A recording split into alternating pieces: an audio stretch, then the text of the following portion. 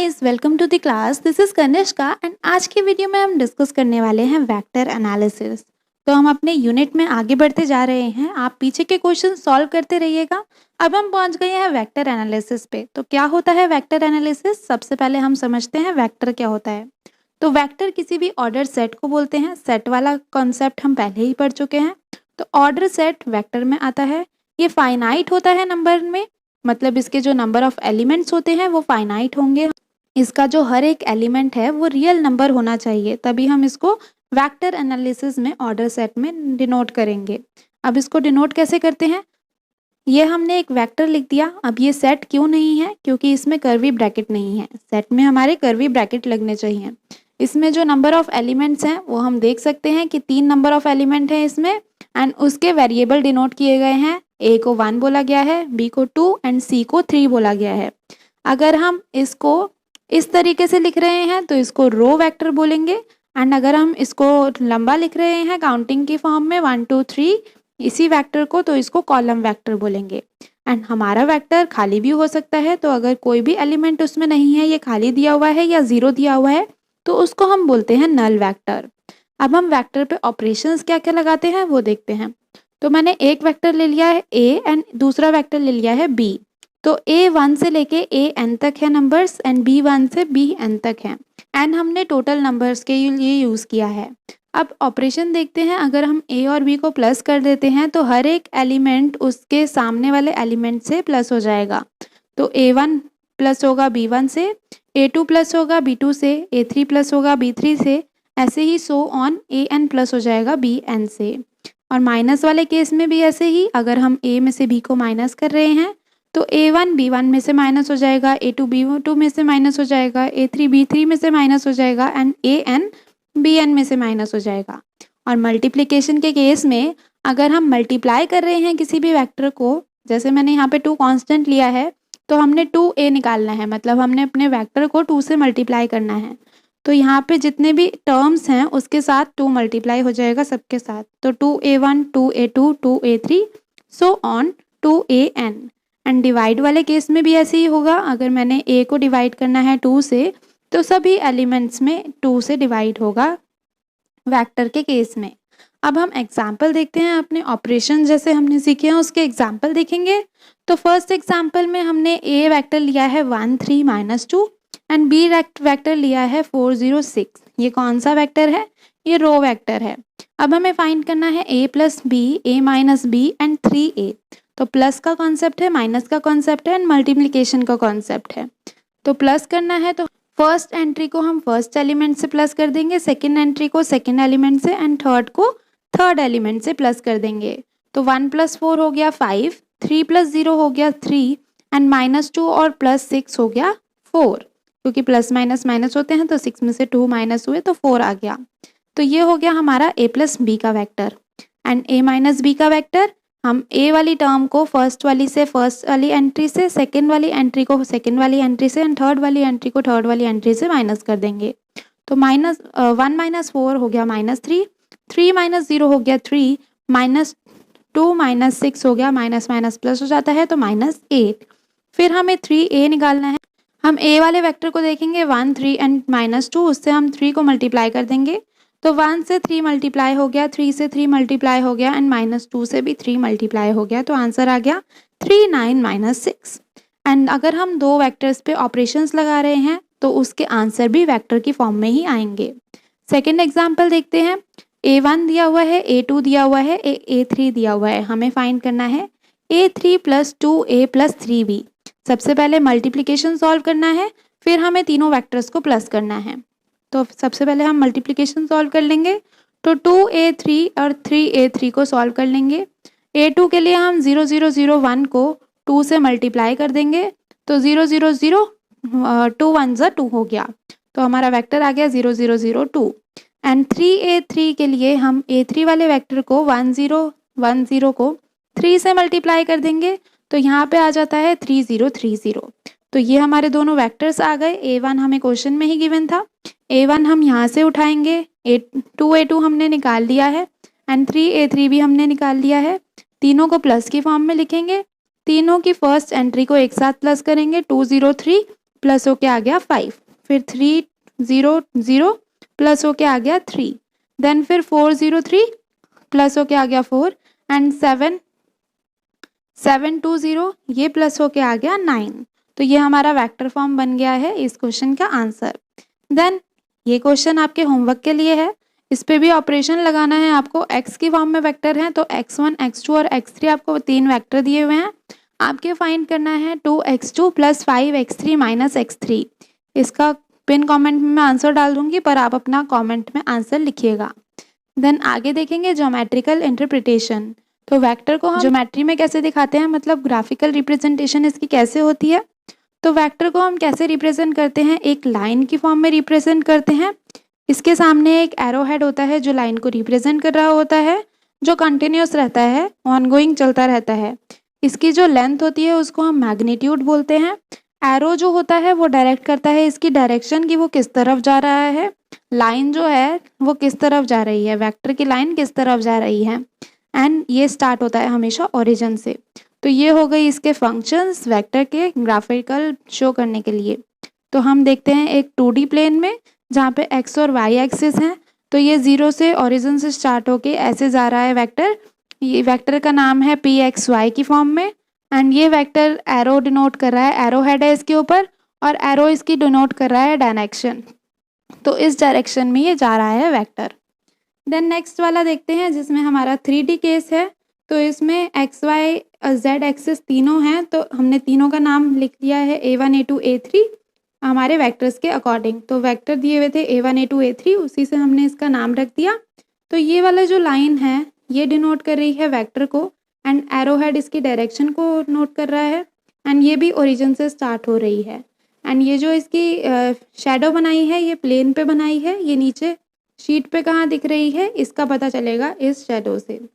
अब देखते हैं नॉर्म ऑफ द वेक्टर। तो वेक्टर का नॉर्म हम कैसे निकालते हैं, सबसे पहले तो इसको डिनोट करते हैं लाइन से, मतलब हम बार लगा देते हैं 2 बार दोनों साइड।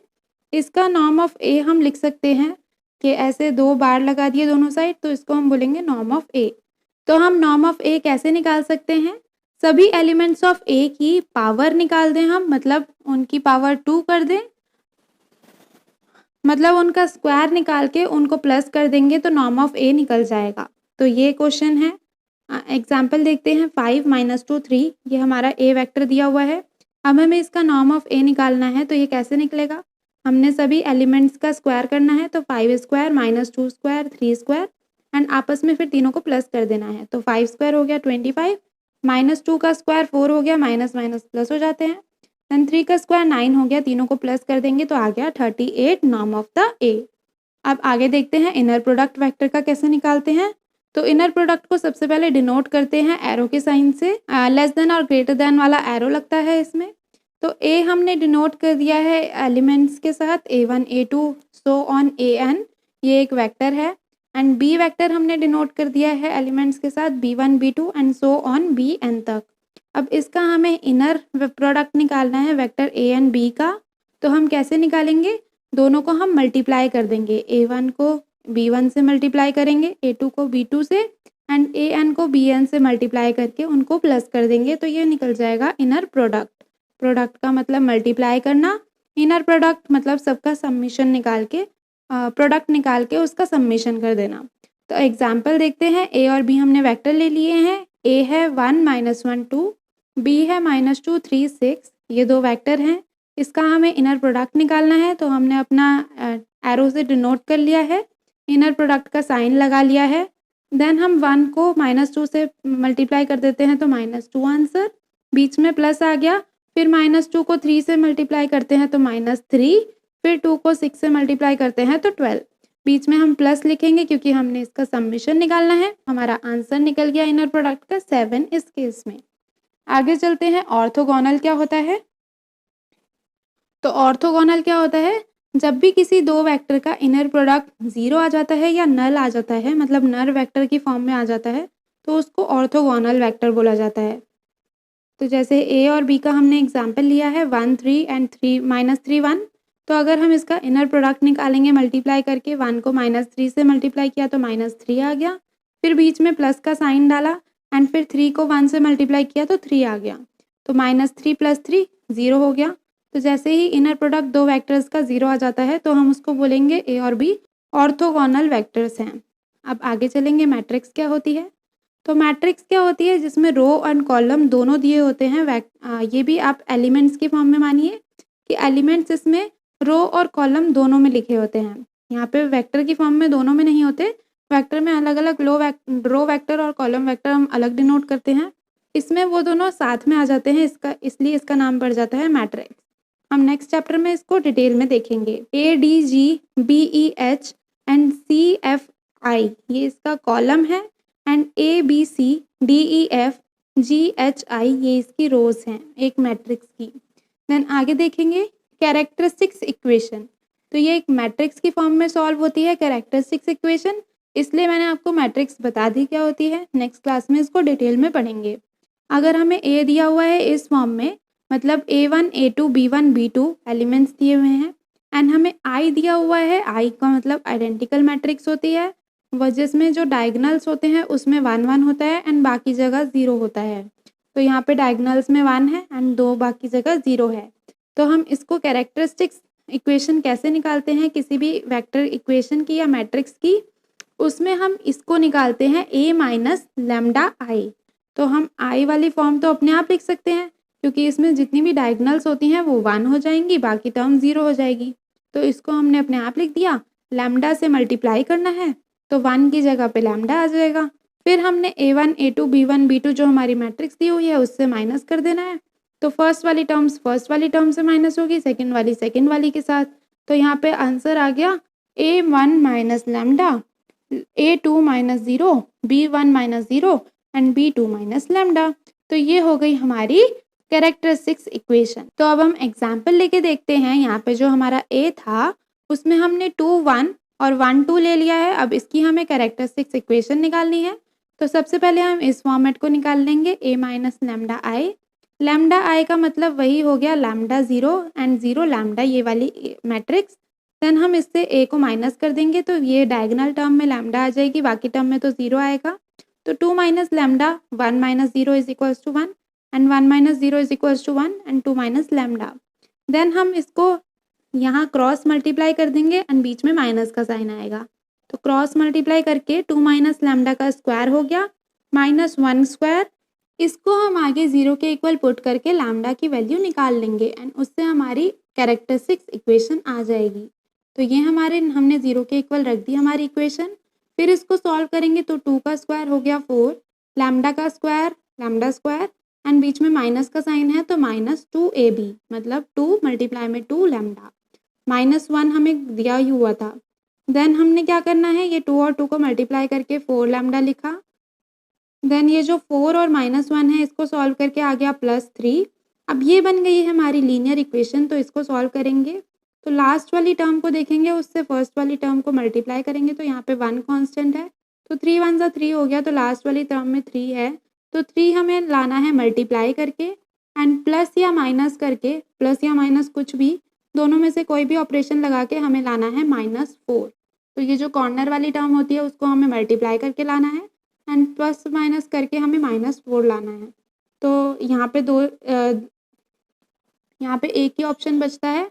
अगर हम -3 -1 कर देते हैं तो -3 -1 हो गया -4 एंड -3 -1 माइनस कैंसिल तो -1 ज़ा 3 1 ज़ा हो गया 3। तो इसकी जगह हम -4 लैम्डा की जगह हम -3 और -1 लैम्डा रख देंगे। तो हमारी इक्वेशन हो गई लैम्डा स्क्वायर -3 लैम्डा -1 लैम्डा +3। इसको आप दूसरी तरह भी सॉल्व कर सकते हैं जिसमें B और 4AC रख करके इक्वेशन सॉल्व करते हैं, तो वैसे भी इसका सॉल्यूशन निकल जाएगा। पर ये मेथड मेरे को ज़्यादा इजी लगता है एंड और बच्चों को भी ज़्यादा इजी लगता है। देन इसमें से लैम्डा बाहर कॉमन आ गया तो अंदर बच गया लैम्डा माइनस में 3 एंड इसमें से -1 कॉमन आ गया, अंदर बच गया लैम्डा -3। दोनों टर्म्स में से लैम्डा -3 कॉमन आ गया, अंदर बच गया लैम्डा -1। तो लैम्डा -3 इज इक्वल्स टू में 0 रखेंगे तो आ गया lambda is equals to 3। Lambda -1 is equals to में 0 रखेंगे तो आ गया लैम्डा इज इक्वल्स टू में 1। तो ये हो गई हमारी कैरेक्टरिस्टिक्स इक्वेशन सॉल्व। अब हम देखते हैं कैरेक्टरिस्टिक्स वेक्टर कैसे निकाला जाता है। तो कैरेक्टरिस्टिक्स वेक्टर के लिए हमें एक क्वेश्चन गिवन है, यही वाला गिवन है जो हमने पीछे लिखा था कि A इज इक्वल्स टू में 2 1 1 2। अब हमने इसी का फाइंड करना है कैरेक्टरिस्टिक्स वेक्टर। तो कैरेक्टरिस्टिक्स वेक्टर फाइंड करने के लिए हमें लैम्डा की टर्म चाहिए, तो उसके लिए हमें कैरेक्टरिस्टिक्स इक्वेशन सॉल्व करनी ही पड़ेगी। तो हमने लैम्डा की टर्म पीछे सॉल्व कर ली थी, जिसमें हमने लैम्डा 1 को लिया है 3, लैम्डा 2 को लिया है 1।